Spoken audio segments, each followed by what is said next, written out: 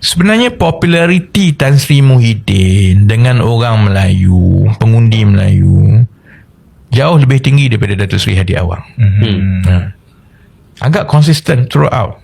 Dari masa Tan Sri Muhyiddin jadi Perdana Menteri dulu, ini propaganda Abah lah kan.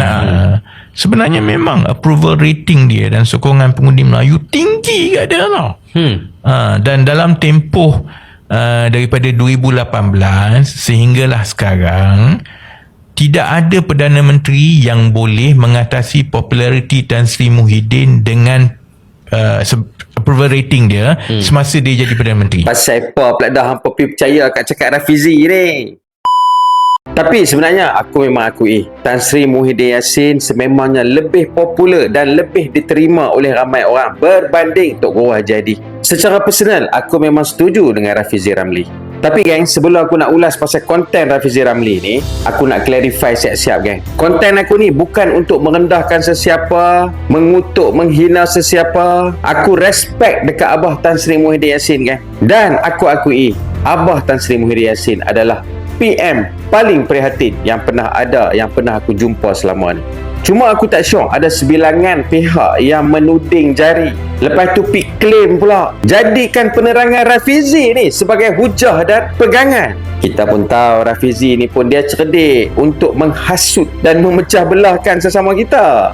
Sebenarnya geng, memang tak terkejut pun Abah Tan Sri Muhyiddin Yassin ni lebih popular dan lebih dikenali, lebih diterima oleh banyak lapisan masyarakat. Sebab Abah Tan Sri Muhyiddin Yassin pernah menjadi PM yang ke-8. Orang yang pernah jadi PM ni geng, dia memang ada kelebihan tu. Dan kita semua rakyat Malaysia pernah rasa dah kasih sayang dan kebaikan Tan Sri Muhyiddin Yassin sepanjang dia naik menjadi Perdana Menteri ke-8. Tambah-tambah pula waktu tu, waktu darurat, waktu wabak COVID-19, Abah terus menerus membela kita sebagai rakyat. Macam-macam bantuan dia bagi. Para frontliner pun dia jaga, dia hormat dan dia tinggikan. Cuma yang jadi masalah sekarang ni geng, kalau kita tengok dalam bersatu sendiri pun tak stabil. Tengah bergolak lah orang kata. Benda ni bukan satu rahsia dah sebenarnya. Pecah kepada beberapa tim, tapi yang besar tu ada 2 tim lah. Mempertikaikan kepimpinan Abah ni. Dan dikatakan lemah dalam memimpin Perikatan Nasional untuk menghadapi kerajaan ceplos ni. Kan macam-macam isu dalam pok-pok ceplos lah ni. Sepatutnya kelemahan lawan politik ni kita tekan, kita main betul-betul. Betul lah. Lagi satu contoh macam di Perlis baru-baru ni lah. Tan Sri sebagai pengerusi Perikatan Nasional sepatutnya kena ambil tindakan dekat semua yang khianat, 8 orang tu.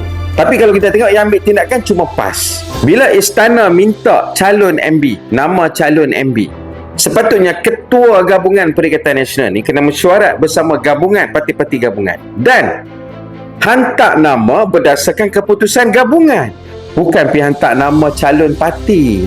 Dah, aku bukan nak salahkan siapa-siapa ni. Ini cerita betul dia. Ini cerita perkara duduk dia kan. Minta maaf kalau ada yang terasa. Jadi di sinilah kita nampak kelemahan kepimpinan tu. Ini pandangan peribadi aku lah kan. Kalau hampa tak setuju, hampa boleh kritik aku. Kebenaran tu memang pahit sikit, kadang-kadang tak sedap didengar. Tapi kalau kita tengok sekarang ni kan, musim sekarang, PAS lebih diterima dan diyakini. Betul ke tak betul ni kan? Ramai yang nak tengok PAS pula lead Perikatan Nasional ni. Yalah, dah 5 tahun kan Perikatan Nasional ni sejak ditubuhkan pada 7 Ogos 2020 hari tu. Dan apa yang aku nampak, pemimpin-pemimpin PAS lebih diyakini dan bersih. Kalau kita tengok Tok Guru sendiri adalah seorang ulama yang bertaraf dunia, diiktiraf oleh dunia. Pendidikan Tok Guru jauh lebih tinggi pun. Pengalaman dalam politik jauh lebih luas sebenarnya. Buku-buku tulisan Tok Guru sendiri pun banyak, beratus-ratus dah tak silap aku. Hampa pernah baca tak tulisan Tok Guru? Hampa pergi cari, hampa baca sebelum nak komen ataupun judge apa-apa. Cumanya PAS sebelum ni terlampau humble, terlampau zuhud. PAS ni aku tengok duk tolak kawan-kawan dia ke hadapan, dia duk belakang tak apa. Betul tak geng? Hampa nampak tak sifat ni dalam PAS? Sebab tu ada cadangan untuk meletakkan 2 calon ni geng, Dr. Sam dan MB Sanusi. Sebenarnya kami lebih suka kalau lantik Tok Guru, tapi kita faham macam mana keadaan kesihatan Tok Guru tu. Tapi apa pun keputusan parti, kita akan terima, kita akan ikut. Cuma aku nak tanya hampa ni gang, apa pandangan hampa dengan dua figura ni, Dr. Sam dengan MB Sanusi? Hampa komen di bawah gang. Setuju tak salah seorang ni menjadi pengerusi Perikatan Nasional? Jadi gang, jangan salah faham, aku minta maaf banyak-banyak, bukan nak bergaduh. Ini cuma pandangan peribadi aku. Okey gang, jumpa lagi.